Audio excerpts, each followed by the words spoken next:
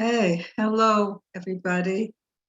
I want to begin by summarizing what we've talked about previously and then going a little deeper and talking about the importance of trust in God from Ibn Battusta's book, Duties of the Heart. He said, trust in God is the key to tranquility, being peaceful, because when you trust in God, whatever happens to you, you know it's by the hand of God. So there will be good. And he gives examples if you're a shopkeeper and all of your goods are robbed or no one buys. You don't fret because you know that God is in charge. And if the money doesn't come that way, it will come another way. And whatever you trust in God and all will be well with you. And so he elicits in the book, and I encourage you to get a copy of the book because he goes in great depth and satisfies your intellectual mind because he's constantly making reasons and listing benefits. So he goes in to explain more and more about the benefits of God, trusting in God, and then he goes into talking about what it means to trust and and he makes it very clear that though we have trust of our loved ones, they don't have the power that God has. So ultimately we can't put our trust in a human being, and we must put our trust in God. And he says something earlier on that I want to talk a little bit about. He says, if you don't trust in God, you're going to trust in something else. And God is going to withdraw his care for you. So that sounds a little bit scary. And we talked about that it's really when we don't trust in God, we feel we have to do everything on our own. We feel that there's no one that we can rely on. And we're not connected to God, and we feel very alone. And then we feel also, if we fail, it says something about us, that we're not good enough, or we're a victim. When we trust in God, we don't have those thoughts. If we don't get what we want, we assume that we'll get something more and better in the future. We don't judge ourselves as failing at something because it's not God's will. If it was God's will that we would be successful here, we would be. And then he goes on to say, that if you labor so much that you want to be successful in life, or you want to achieve something in life, and you don't put it in the hands of God, even if you get it,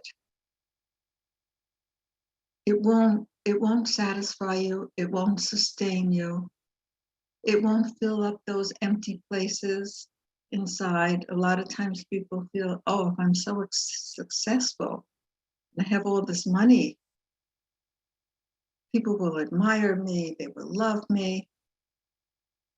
But that emptiness inside can never be filled when you're doing it on your own.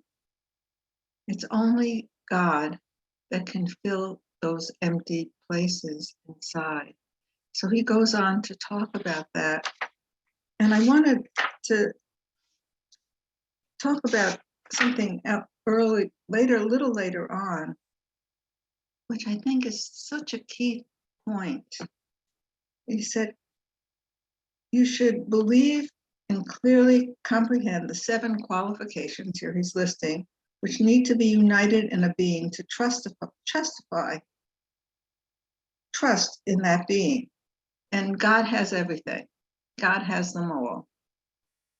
And he lists all of the qualities that you would need to trust, and only God has them. The creator, God is the creator. And what we know about God is that God is merciful and has infinite love and compassion and patience. And then he goes on to say, which is such a big thing, none of the means that will further man's welfare is unknown to God.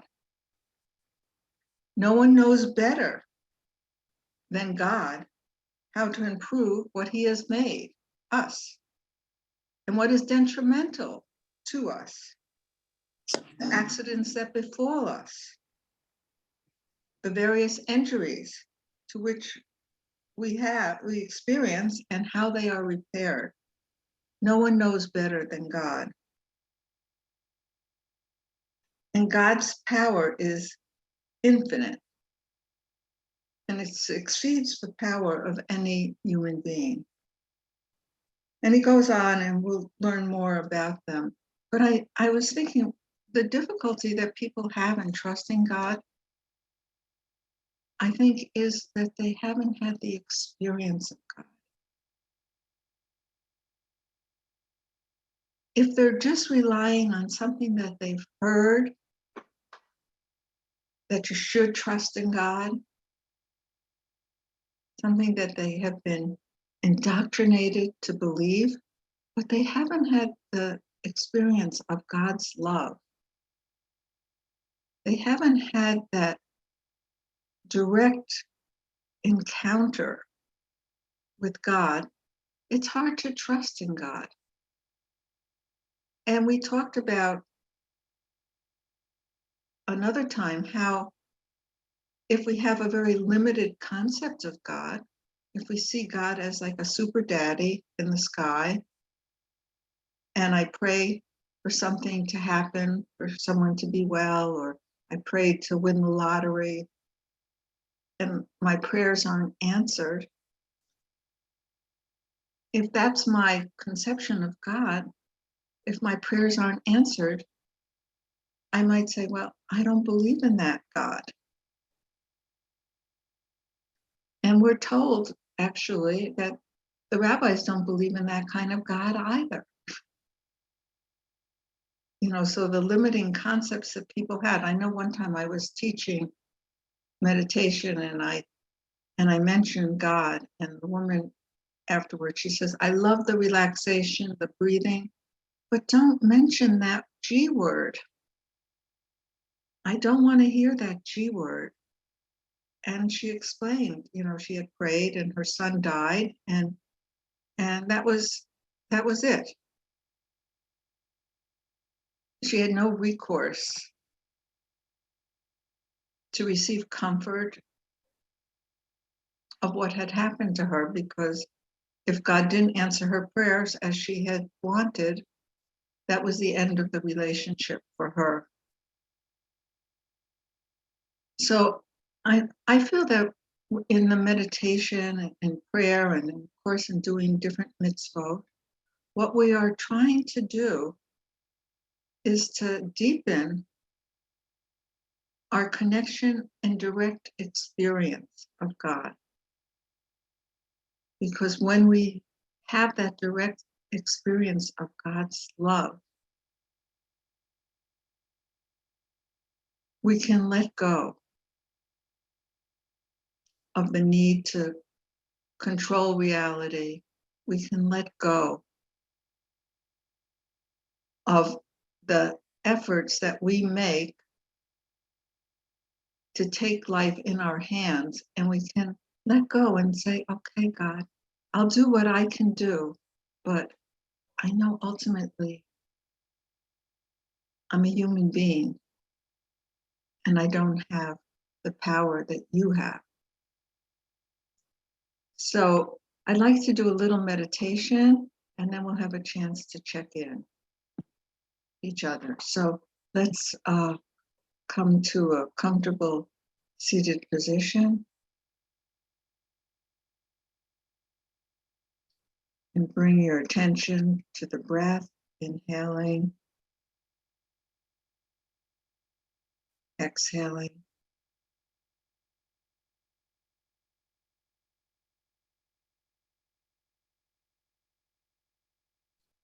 And as we inhale, we open to that experience of being breathed.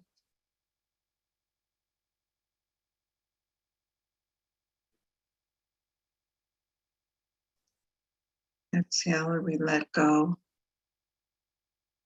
Let go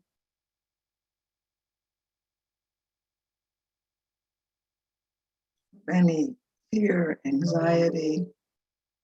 Just let it go.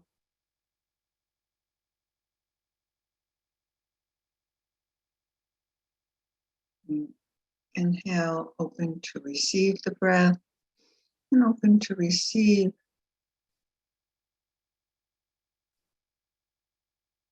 all the love and support that comes directly from the Creator to sustain your physical being.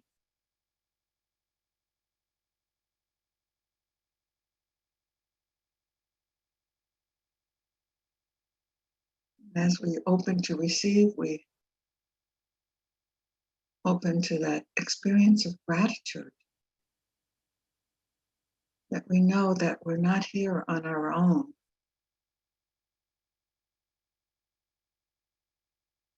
No one is alone. Everyone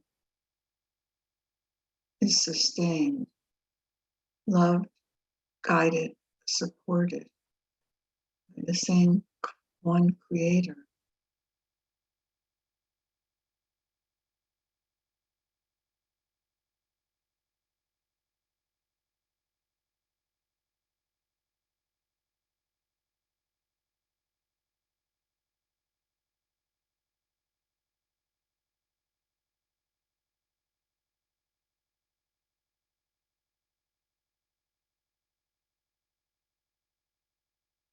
So right now, you may be confronting a challenge in your life, or you may want to recall a challenge that you recently confronted.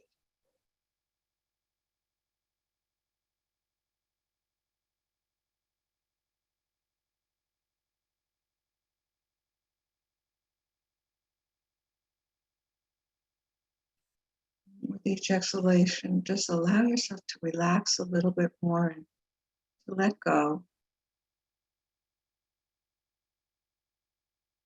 and to move into the experience of trust. That you trust that there's a new breath. You trust in the goodness, the generosity of the Creator.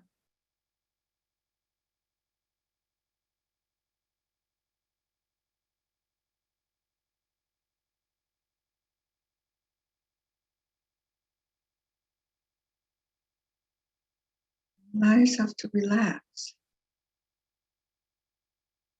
let go.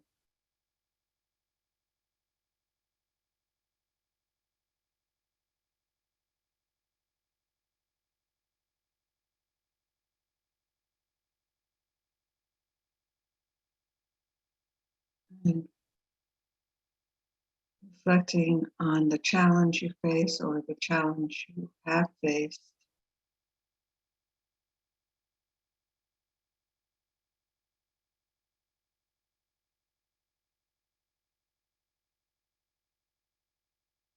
Just allowing yourself to trust that it all will be resolved for your highest good.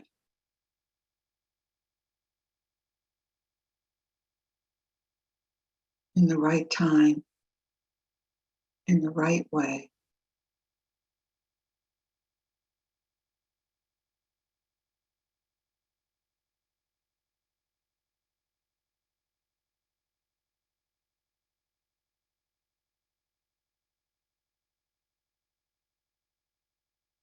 Everything that's happening, all challenges that you have faced, have been for your growth. And though we may question that at times, we don't see the larger picture.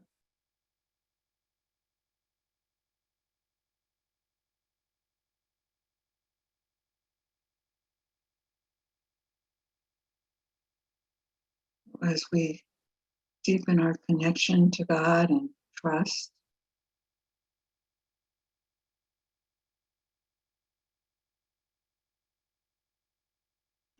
allowing ourselves to be vulnerable, to be real,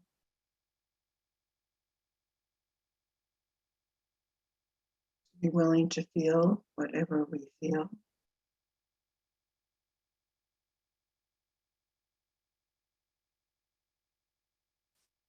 And to know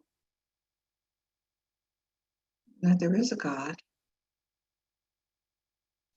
who loves and supports us and is even within us.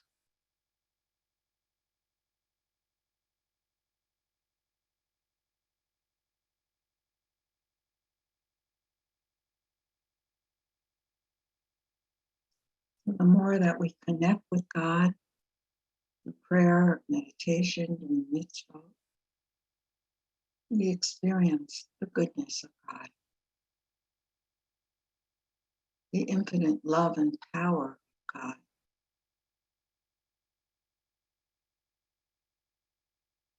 So we can relax and be peaceful.